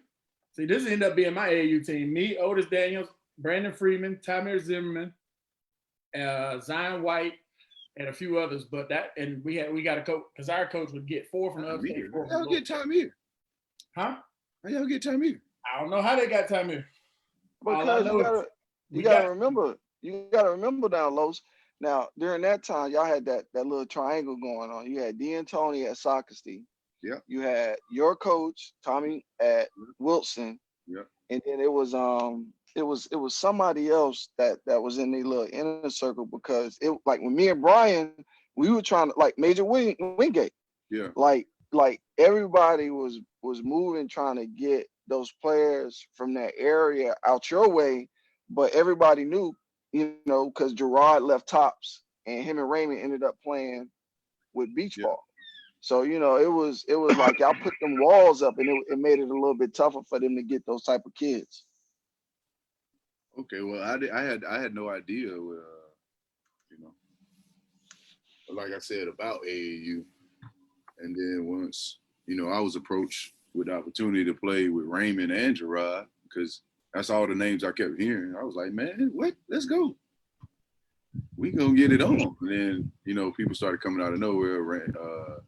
We even had, you remember George Goss? Football player? Big George played at Conway. Yeah, we had Big George too. I forgot about George was on that team. And we had two snipers. Did you come to ABCD? Me? Yeah. Yeah. We played against, this is when I actually started getting offers, when we went to ABCD, and that was in Vegas. No, in Jersey. Not the big time. Big time was the one in Vegas.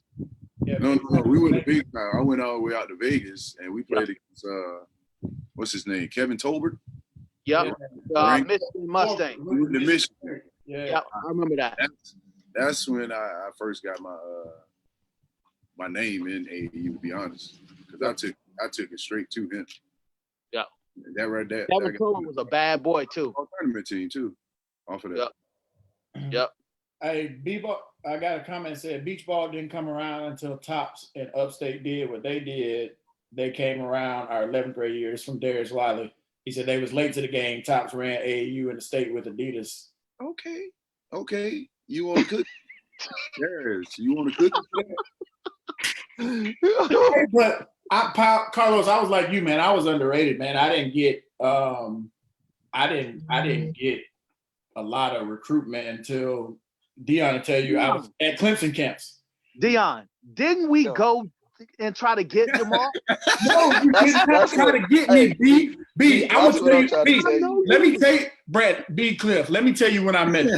I'm going to tell you when I met you. I was coming to Clemson camps, and the second year I came to Clemson camp, I was going to my senior year, and that was DeJuan's freshman year, and you brought DeJuan to school that summer, and I got to play with the college players because I was the best kid in camp. So that's how I met you, because DeJuan was at Clemson. Don't try to play me. Y'all didn't come get me. Hey, Dion, you was there too, right? I was there too, and we talked to him, and then he tried to show us up like, nah, I'm bigger than y'all. I was like, Yo, so full of junk, man. Hey, hold up. Los and Jamal. Hey, y'all listen to this. I know T listening to. I got a funny story for y'all. So Brian is my man. So Marshall Moses pop up on the radar. So the people at Nike telling me, they're like, yo, you need to go get either him or Mike Holmes. So we knew Mike Holmes' situation was crazy, up there in Bishopville. So I said, I'm gonna take my chances with Marshall. Come to find out, my boy Brian Clifton was trying to get Marshall too. So I said, there's no way Brian gonna get this kid with no deal. And I'm taking him the fresh new Nike Zoom LeBrons. I go down there, take the fresh box, the LeBron shoes, give it to the kid. We talking, he loving up on me. A week later, this joker tell me, he's like, hey man, I'm going to play with D1 Sports. I said, what? I just gave you some LeBrons. and Brian went in there and Brian ain't offered that kid nothing. And he got that kid. Hey, did you get your shoes back? Nah. No. Brian would say, yo man, thanks for the help with the shoes, man. Hey, I missed You it. know what's crazy? What's crazy about that, Dion? I hate to be like, oh, back in my day, like one of those old school curmudgeons, but the fact of the matter is, like, that situation has turned a lot of dudes don't speak to each other to this day because of over players like that. Me and D we was tight before that. Like all during the process when like it never got like crazy or people start talking junk about each other.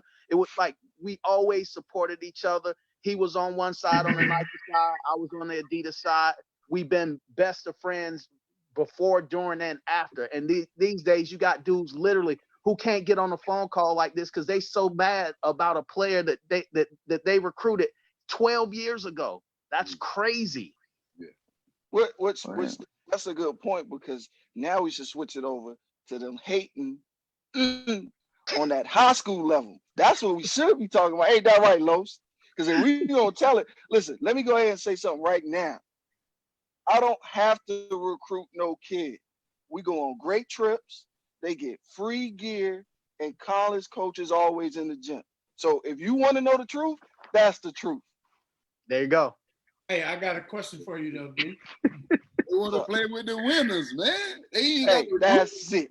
That's I got a question for you, D. Yo, what's up? I'm gonna go back a little bit to comparing a couple players. All right. You want Juwan Gary or Jalik Felton? Nah, I mean, like Jalik Felton, man. He's close in that category. But see, the difference between Jalik and Raymond was, like, Raymond made everybody around him so much better. Jalik was a great individual player, but he can hoop, and he was super talented. I mean, Juwan was good, but Jalik he's on a planet by himself as well, man. Jalik can play. I'll tell you what, I honestly believe this. If Jalik's last name was Smith, he would have been a better player. He would have been a much better player. He had so much on him trying to live up to that last name. I think it corrupted him a little bit. Jalik was a lot of people hyped him who didn't really know him just because of his last name. And then a lot of people hated on him because they were comparing him to Raymond Felton, who their game didn't really have anything to do with each other. If Jalik's last name was Smith, he would have been considered a hell of a lot better player once it was all said and done. Maybe not as much early hype, but definitely when people saw him play, that'd have been a much greater appreciation for his game if his last name wasn't Felton. I honestly believe that. Yeah, well, that's a good one right there. That's a great one. Yeah. Yeah. I got a question. I missed one. What's who up? Did we choose between who do y'all choose between Murphy and Mike Holmes? Oh, they went with your pick, Murphy. man. Murph. All right, just checking. Hey, Los was funny. He's a funny dude. Los a funny dude. He said he can't remember plays, man. I'm gonna keep it real, man. Mike couldn't remember no plays, man. Yeah, that's kind of a problem in basketball. Yeah, you know what I'm saying. You couldn't remember no plays. But Hey, Brian, it's a question for you from Facebook. How you come up with the brilliant plan with the highlights? Yo, that's a funny story, man. We were playing against the the boy that did the Celtics team. Somebody mentioned the Celtics. Milo and the Celtics. yeah. No, it was Not the Atlanta Burgess. Celtics. Burgess. South It was Carolina Burgess. Yeah, Yeah, Burgess. yeah, And y'all was Milo. at NC State, Brian. It Y- was yeah, it was yeah, yeah. Burgess. It Yep. was Burgess. We played that team, and they were a pseudo Adidas team at the time. They wasn't really Adidas team, but because Dion had the heat turned up so much in the state of South Carolina, niggas was running around lying about what they had. They had basically partnered with the Atlanta Celtics, and they took the Celtics name and they bought gear off of them, and then which was crazy because Chris Middleton was on that team. They had a really, really good team. But they couldn't get at Dion and them because Dion was on the Nike side and they wasn't playing. So when they came to North Carolina, the closest thing that they could get to somebody that they thought they could handle was us. So prior to the Bob Gibbons going on, it was a whole bunch of conversation coming out of South Carolina about it. They were trying to make it a North Carolina, South Carolina thing. It never was that because we didn't have beef. I'm not from South Carolina, but I spent so much time down there, and I knew so many of the players, as noted by the way that I've been able to talk about the guys that have been part of the Ravens program and other guys in the state. So it was no beef at all. I had utmost respect for South Carolina. I just knew they wasn't better than us. So the conversation the whole time was how much better they were, and they were going to do this and they were going to do that. And when we ended up coming, they came up after the conversation was people wanted to see us lose, and they had done so much talking. So when they came up, the buzz around Gibbons' event was that this big matchup between the states, North Carolina and South Carolina, was about to go down. Again, it wasn't accurate because Dion had the best players in the state. The Celtics had everybody who Dion didn't get.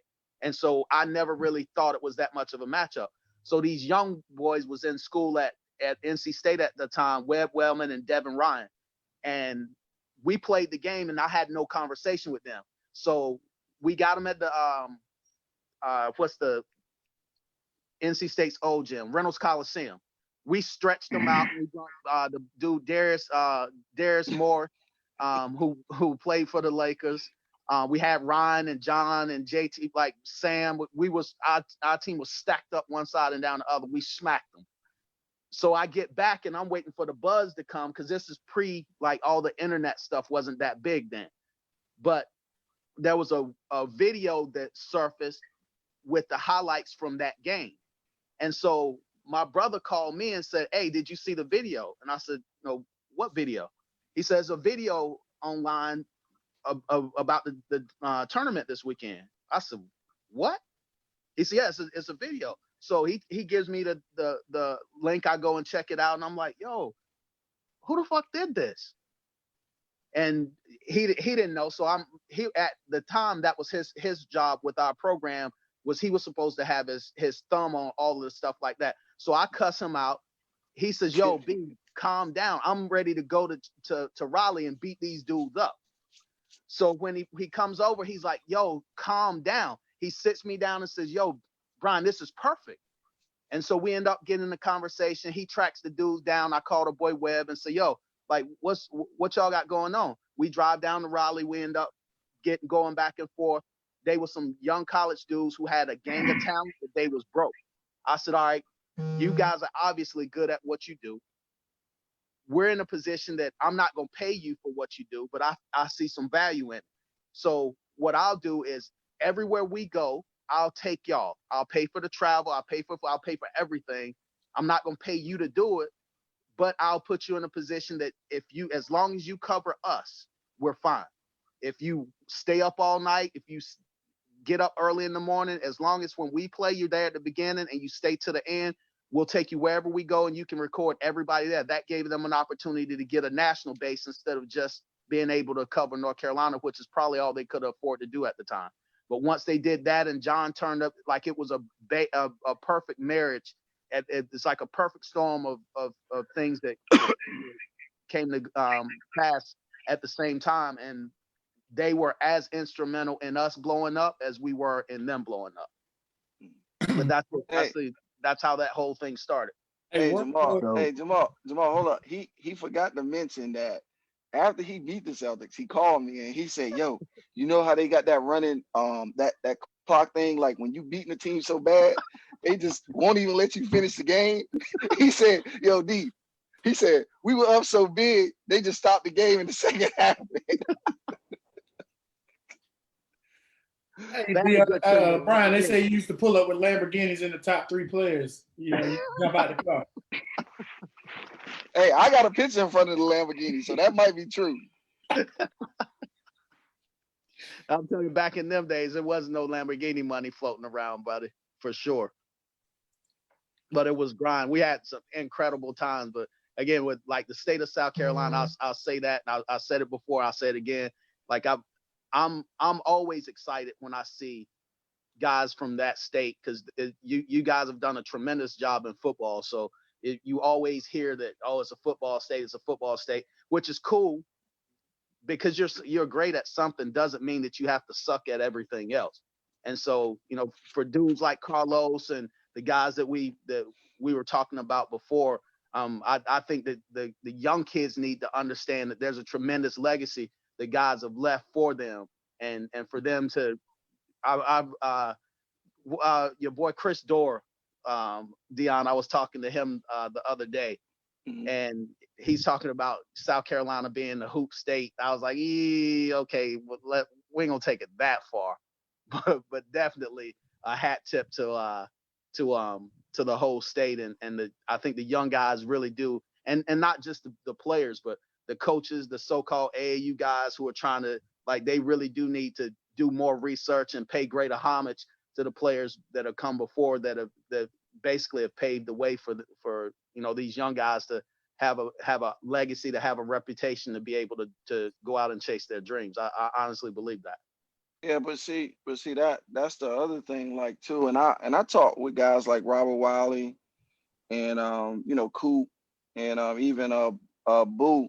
Like the thing that I keep, you know, telling everybody is, once you dominate the state, now you need to go out and step outside them lines. Because if you can't even dominate the state at your age group, why are you sitting there wasting money, you know, trying to go out there just to get beat up? Because when you go to these events and stuff, you want to make sure you're going and you got an opportunity to sit there, you know, and expand on it, you know, especially whatever your brand may be. You know, I just think that's real big when you talk about having a premier AAU program, you know, because now it's totally different. You know, I mean, we have a lot of AAU teams here in the state of South Carolina, and I think some of the talent, Like North Carolina. oh man, and I just think the talent is just too spread out. Yep. You know, it's a lot of spread out stuff, and you got a lot of mom and pop teams. They still got that going on, B. But Yep. you know, it's But crazy. I think- Carlos got an AAU team too now, by the way. I just thought you should know that. I'm trying to get a dog work shirt. Can I get one? I just want a shirt. Well, yes, sir. You can. I just want a T-shirt or something, man. Well, So I can, give us some info on your what are you doing with your organization? Actually, you know, of course, you know, it's stalled out now since the COVID virus, man. Yep. But I started an AAU program, man. My JV guys convinced me. You know, they've been asking me for a long time. A lot of other people have been asking me for years to do an AAU program, and I recently just got into coaching, and you know, fell in love with coaching, man, and fell in love with the kids. And I started my dog work program, you know, dog work elite, and it's, you know, 16 and under. I got some really good kids, man, from over here, from over in the Ridge What area. area are you in? I'm in Northeast. I'm on the northeast side of town in Columbia. Okay. Yeah. But Hey, Brian, he looking for Coop too. Coop won't play him in the JV game. I just thought I'd put that out there. Lowe said he got the best JV team, but then Coop said he got the best JV team. man, hey, listen. If you got the best team, right? Wouldn't you want to play the best team? You got to strap it up. Don't so take why don't we do this?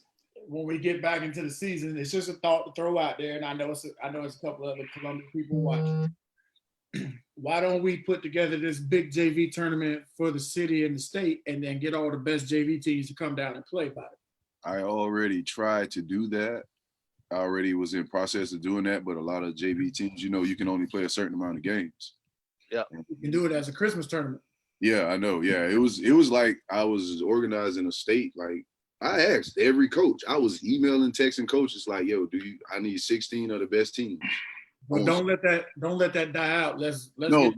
Let's get together and try to really get that done. Because I would like to see that myself, for the simple fact that A, I can broadcast it, number one, and B, it just that way other people can see, not just state of South Carolina. You can see that we got kids that can really play here, because we do get overlooked by football and baseball, because that's what they say this state is based on. But we got basketball players that have come out of here. Myself, you, Raymond Felton.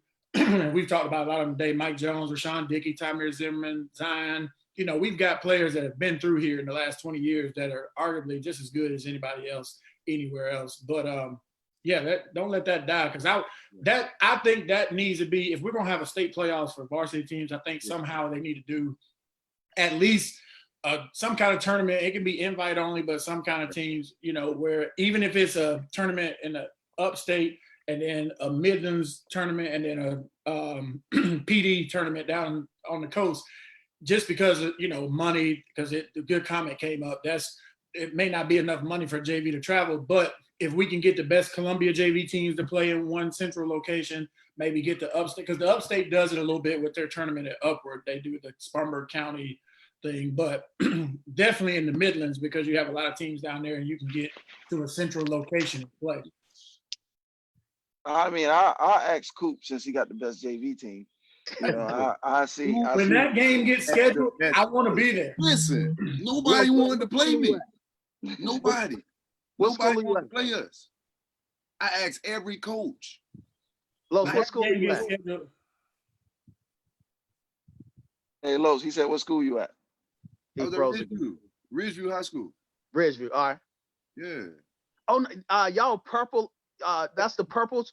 They purple, yeah. Yo, we ran into somebody from Ridgeview at team camp at South Carolina either last summer or summer before last.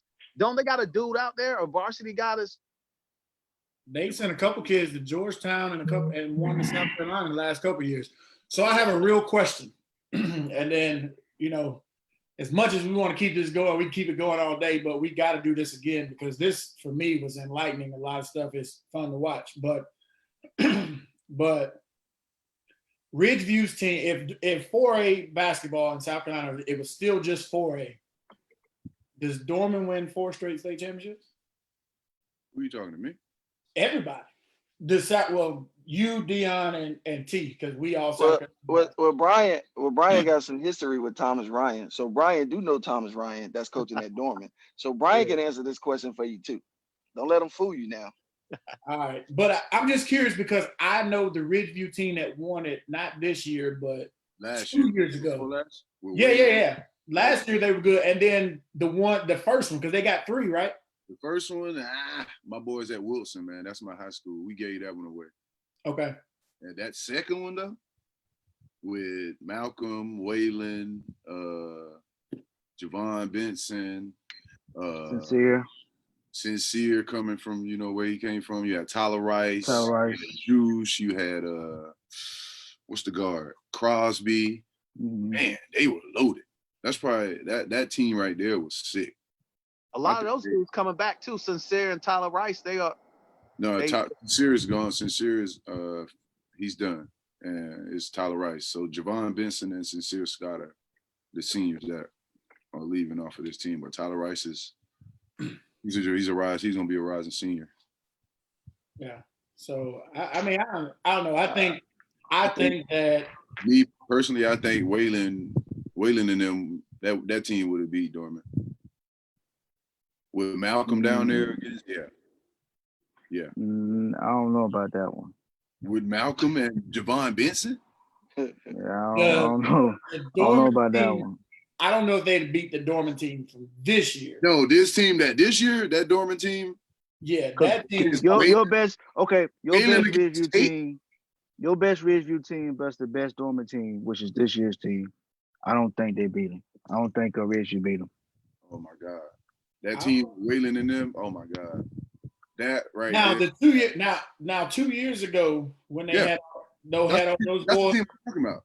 Yeah, now last year Dorman team, they were good, but that Ridgeview team was really good. But yeah, the second one, the second championship team. Yeah, the second middle. That's the team. The second. Yeah, that's the team. Yeah, that team was really good. Now, I don't think there's a team in the state of North Carolina, South Carolina, or Georgia right now that can beat this Dorman team. That's just my personal opinion, and that's my crosstown rival. That's my crosstown rival, and I'm a Spartanburg Viking all day long. I don't think Dorman's better than Gray Collegiate. Hey, I was about to say something about that. So Los, listen, Los out of the conversation. He out of the conversation because we beat Ridgeview. We can talk. We beat Ridgeview. Only reason y'all beat us because Sincere was on some dumb stuff, and you know it. What? Bro, he was crazy. Now we got excuses. The only reason, bro. Now we got excuses. You know this, and Brandon Wallace noticed, and everybody else noticed who watches the game. I was at that game. We are in every single game until Sincere shoots a 3-pointer from the volleyball line 2 times in a row. That's airball. Airballs. Hey, airballs. But y'all supposed to make the adjustments. Y'all supposed to make the adjustments, not make the excuse. Hey, I can't take him out of the game. I couldn't do that. But I know for a fact, Sincere wouldn't have shot the mirror balls. I mean, those shots if I was out there doing that. We'd have got on y'all neck, Dion. Hey, listen, we got the W. Okay, so Ridgeview out of the conversation, but I would say this: a lot of people sitting there talking about they want to see that game. You know, we can sit here and say, oh, who would win and all that. But I know for a fact, depth-wise, we got more depth than anybody in the state. And I think it would have been a really, really good game. I mean, you were more, I give you the advantage at the fact that PJ would have had to guard Latavian. And that, to me, PJ is not athletic enough to stay in front of him. He wouldn't. He wouldn't have to guard him. No, he wouldn't. Amadi would have guarded him, or they'd have put Surratt on him. Like they wouldn't have. He wouldn't have. What about with? But you got to think sometimes PJ's in the game by himself. They take Amadi out. So now don't forget that. But so PJ can't. At that point, when they take Justin Amadi out of the game and PJ's in by himself, or they bring in the young boys, Jordan Surratt and yeah. That guarding that senior is he's always around the basket. He's always around the basket though. Who? PJ. As far as like guarding somebody and moving and switching, but if Dion goes small ball, then he's got to come out and guard somebody. This is my thing. Go ahead, Lo, my bad. My opinion. All right. Dion and them have crazy athletes over there, right? Oh yeah, they do. Athletic. They got my guy Chase shoot the skin off that thing though. I love his but as far as with Chase, can't put the ball on the floor. And then you got Tars, he probably gonna turn it over. Dorman capitalizes off everything you do, and they run the system. They don't get out of character at all. They don't really throw oops. You know what I'm saying? Like stuff that Gray would do, they would be throwing alleys. They might miss this assignment. Not saying that, that's got anything to do with Dion. That just come from, crazy athletes just out there just doing what they do. You know what I'm saying? Dorman, they gonna stay right here, and they gonna do this, that, and that. You cut that, do that, and that. It's always the next level. Yeah, they stay right there with what they do.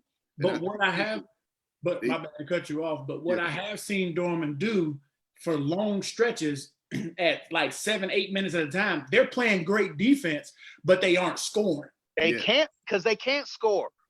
If Miles and PJ aren't scoring, because Justin scores off of Miles getting to the basket, drive. He's a drive. He's a catch and dunk, catch and shoot kind of guy, and a pick and roll guy. Okay, but if they go that long stretch of about 7 or 8 minutes without scoring against a team of the caliber like Gray Collegiate, or against the caliber of the Graysons and the Wheelers of the world that they were going to have to play in the big tournament they were going to host, that becomes a problem. Dorman has a great. You can only keep stopping somebody for so long. Yep. Around here in South Carolina, 5A basketball, they could do it because they're so much better than everybody in 5A around here. But I'm They just played saying, outside 5A. They played outside of people in yeah, South I Carolina. mean, but when they won those games, look at their field goal percentage. They shot it at a high percentage when they won the Beach Ball Classic, when they won Chick-fil-A. But that's how they win though. That's how they win. Not every game. I watched them play my high school twice. They beat them by 20, 30 points, but it was that stretch of about 7, 8 minutes. That's a quarter. Huh? That's That's what I'm saying. That's a whole quarter.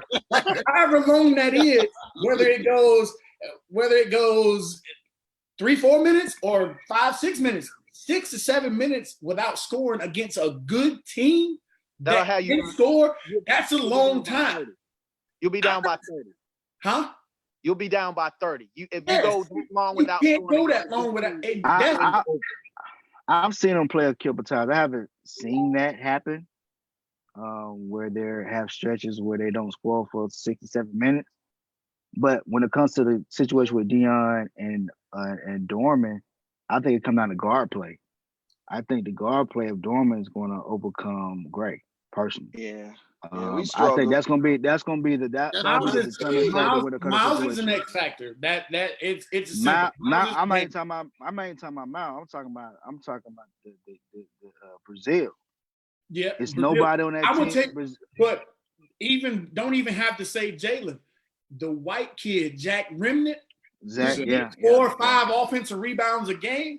That becomes a problem because he just got you 4 or 5 extra possessions that you weren't even expecting, and he's gonna give you about 3 3-pointers a game too. You're gonna knock down about 2 or 3 3-pointers. He's gonna knock down 2 or 3. He plays defense. He's tough. He gets rebounds, and he's a basketball player. But here's the whole problem with that. We can sit here and debate it all day. We can say Dion gonna win. We can say Dorman gonna win. But until they actually play each other, we'll never know.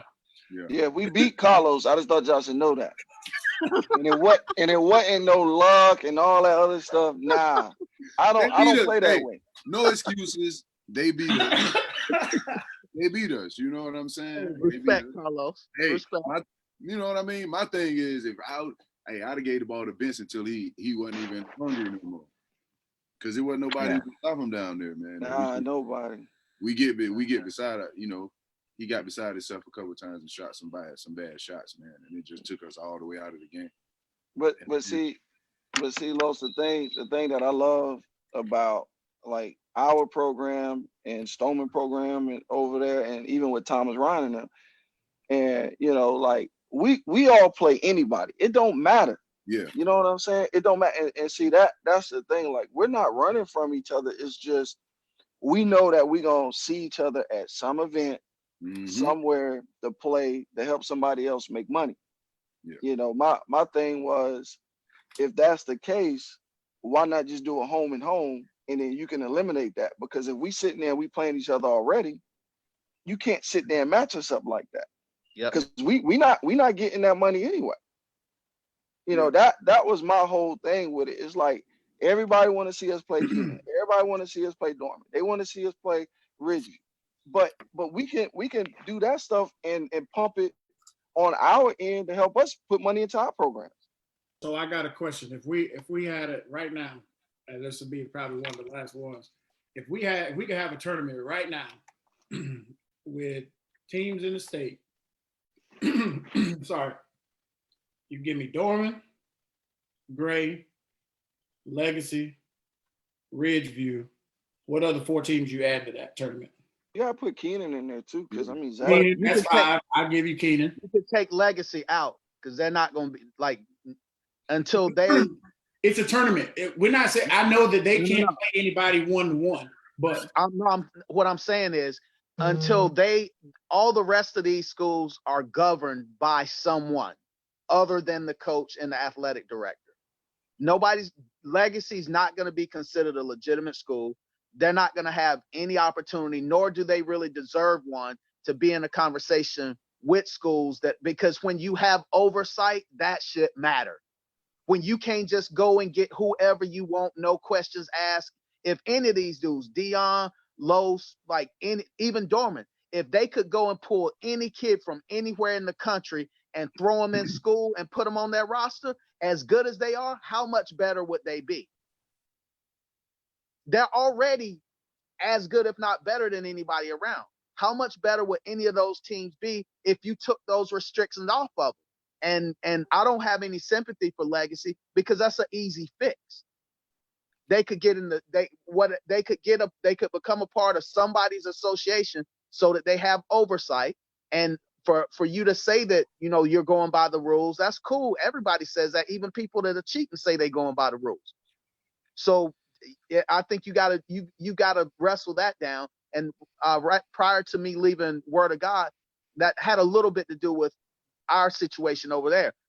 When you work your butt off as a coach and you're doing it the right way and you know you are, the last thing that you want is to be the spectacle of people who think that you're doing something wrong or that there's some type of impropriety going on. You don't want that if you're doing it right. And people who are comfortable hanging out over there, there's a reason. Take that however you want to. I'm not saying anybody's doing anything or not doing anything. I don't know. I know BJ a little bit. We don't have a relationship at all. I think he's a solid coach. I think he's got a good program. But if he really feels like he needs to be on equal footing with Ridgeview, with Gray, with Dorman, with any of the schools around, there's an easy fix. And if you're not willing to make that adjustment, that tells me something about what you know about the validity of your program and your claims to be the same as everybody else. That's real. That is real, man. Yo, Brian Clifton, baby. Hey, 919, baby. Brian Clifton, 919.